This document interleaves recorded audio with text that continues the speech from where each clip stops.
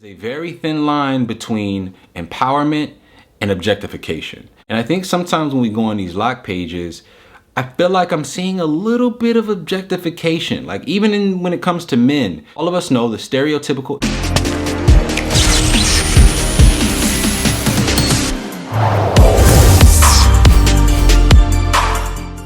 What's good, YouTube? TP Locks here, bringing you guys another video.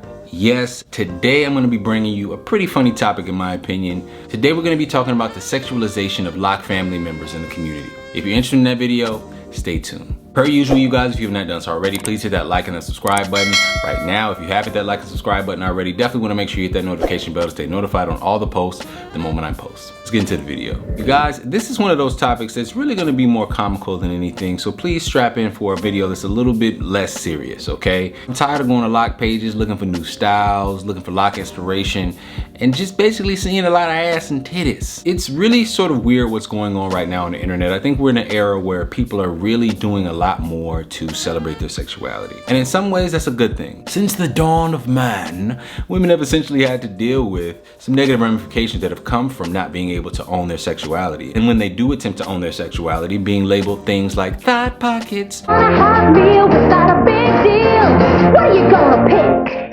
Hot pockets. And any other word that you can use your imagination to kind of figure out. When it comes to sexualization in the dreadlock community, I think it's really important that we pay very close attention to the line. There is a very thin line between empowerment and objectification. And I think sometimes when we go on these lock pages, I feel like I'm seeing a little bit of objectification. Like even when it comes to men, all of us know the stereotypical image of a man with dreadlocks is a man basically in a loincloth with his shirt off, that's probably covered in baby oil or is in some sort of rain. He's got long dreads, he's got a full beard, you know what I'm saying? And he just, you know, six-packed up with a bunch of muscles. Now for the men that are taking these pictures, most of them would probably say that it's not deep, but let me tell you why it can be deep, right? The reason why it can be problematic is because it tends to achieve the same thing that over stereotyping people as thugs or smoking weed or being dirty. What you tend to do is rob that person of their humanity by inadvertently training people to believe that people that have locks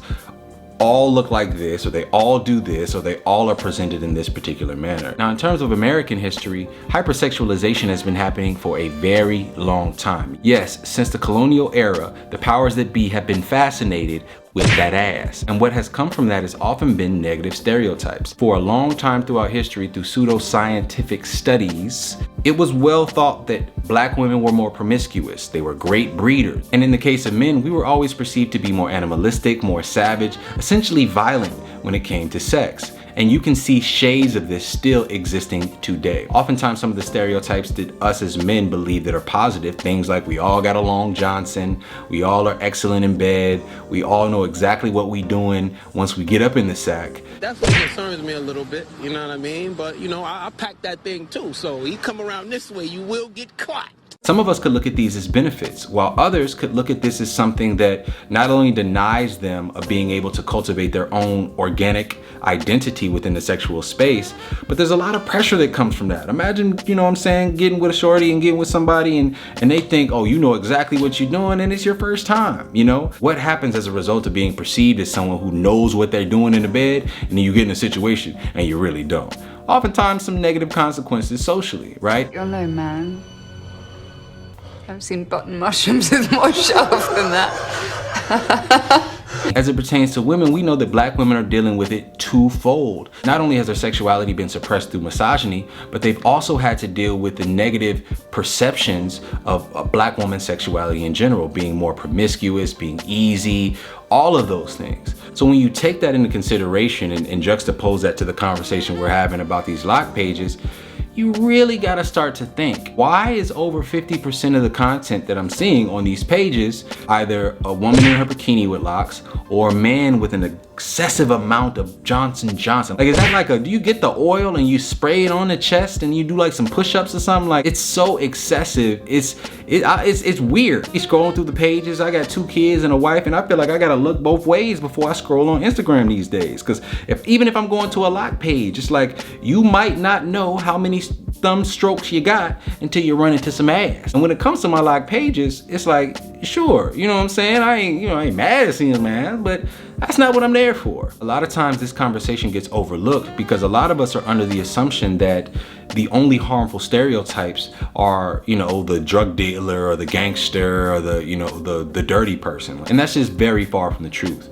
I think a lot of the problem with social media and just media in general is that oftentimes it is subjected to having to sort of stick very close to stereotypes because of the need to sort of draw engagement. We know sex sells, but the problem with the sale of sex is there's often a greater cost that most people aren't thinking about. And in terms of portraying every black man as having this six-pack and all this baby oil on him, and every woman with locks having this, you know, slim waist and this big old round booty and big old tiggles, you could really be negatively impacting people's self-esteem because of their inability to see themselves reflected in the community that they're a part of. I'm not saying that you need to get rid of all the tiggles and all the chest and abs and stuff for the ladies and stuff, but what I am saying is that we should strive for a little bit more equal distribution of some of the representation. That's kind of what I'm looking for. And then more times than not, I'm just looking to see lock journeys. I'm just looking to see how your hair developed from day 1 to year 3 or whatever. So just a critique, just a rant. I said it wasn't gonna be serious. It really,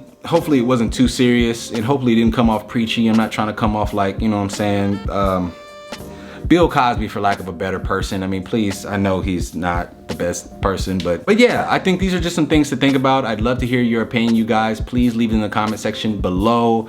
What do you think about this? Have you experienced this? Have you noticed this? Am I just tripping? Am I just hating because I'm out here with the dad bod? Let me know in the comment section. I would love to hear your thoughts. All right, it's been TP Locks, signing out. Yo, TP Locks fam, what is going on? You already know it's your boy Backpack Beats.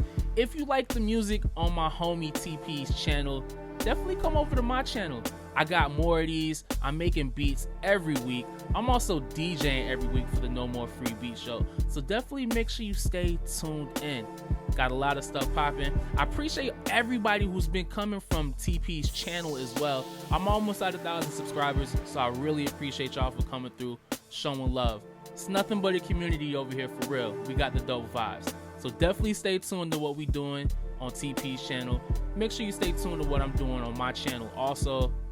And it's gonna be fire, man. Dope beats, dope music, dope vibes. Appreciate y'all. Peace.